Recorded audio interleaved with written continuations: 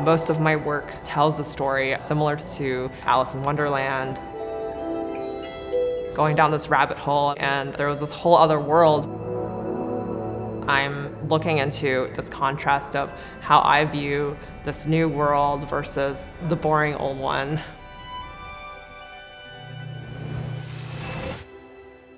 But I always come back to the theme of trying to make the audience pleased. I am joined here with Emily Yang, also known as People Pleaser. People pleaser. Digital artist, people pleaser. One of the biggest stars in the NFT world. I'm People Pleaser, a digital creator and NFT artist. When you go look at other artists, they often have a very distinct style, and then mine is just kind of all over the place. Like I have artworks that look like this, but then other ones that look like anime or Mobius illustrations. So they're all very, very different.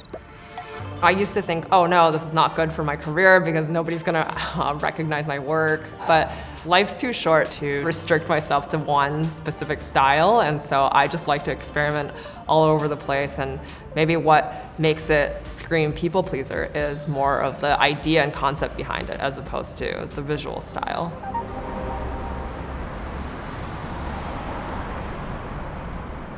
Because I started creating that artwork at the beginning of the pandemic, it's almost like a visual diary of my internal dialogue and feelings, just everything that was happening to me throughout that time. Sometimes I was depressed because I was unemployed or anxious about my future. Other times I was stuck indoors and it was the pandemic, so I was playing a lot of Nintendo Switch. The Nintendo Switch really saved my life that summer, and you can really see it in a lot of my pieces. And then it ventured into a more crypto journey because that's my new saving grace. People gave me a chance to make money and gave me a stage to voice my own opinions and creative visions.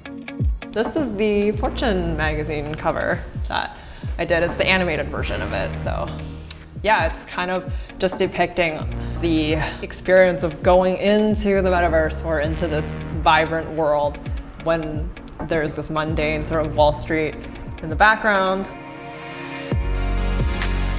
The whole philosophy of my work is sort of reflective of the brand People Pleaser, on top of just that being my personality type. What that means is usually, if it's something like these clouds here, it'd be trying to make something that's just aesthetically pleasing. And then if it's in the format of a video, then I would want to do something cool, either something very trippy and psychedelic.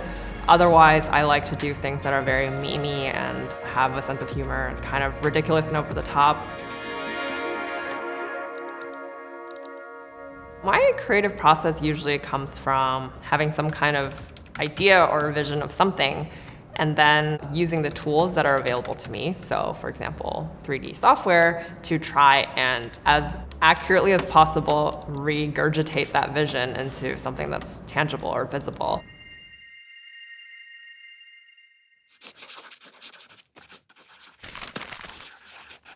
My parents love to tell this story of the first creative piece that I've ever made was actually a drawing. Apparently I had drew a face before I had learned to talk.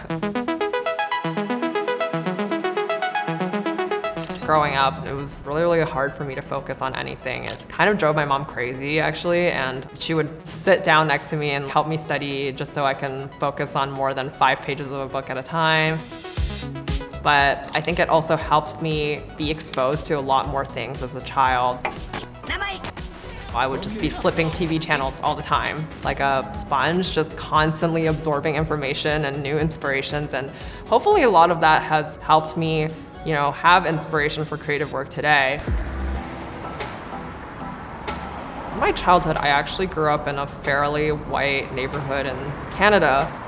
Just from growing up in that environment, I was never really exposed to my own culture as much. Then I later moved back to Taiwan and I realized there was this whole other world of traditional Chinese art that I had just missed out on in the earlier parts of my childhood. I became just so fascinated by it. It just carried all the way throughout my adulthood.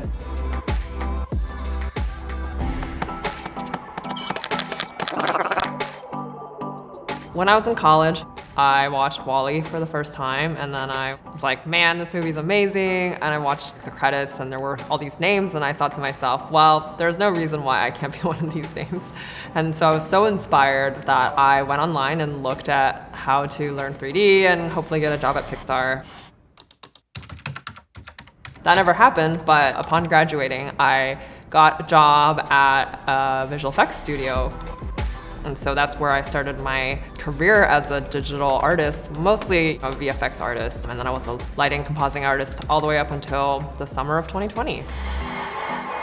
I think the summer of 2020 was a special one because having gone through unemployment, it was the first time that I had just allowed myself to create whatever I wanted. And there were days where I didn't feel so inspired and I just stayed in bed the whole day. And then there are other days where I think it was sort of changing for me because before I had always had some kind of instructions telling me what to do and what to follow. And that summer, the world was my oyster.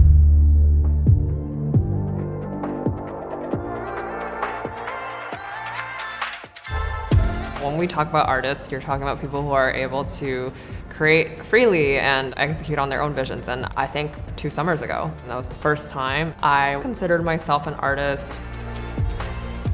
The biggest battle was trying to tell myself that what I'm creating is of value, because when you're kind of unemployed and just doing your own thing, it's hard to have a grasp on what you're actually doing, if it makes any sense, and where is this going. Looking back, I wish I was less harsh on myself because now all of the pieces that I had created during that time are so valuable to me.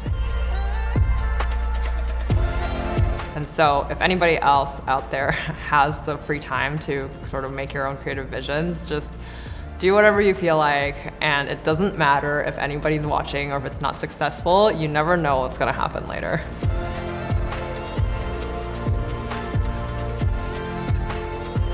Thank you for watching, and to join me and my class on Skillshare, click the link below.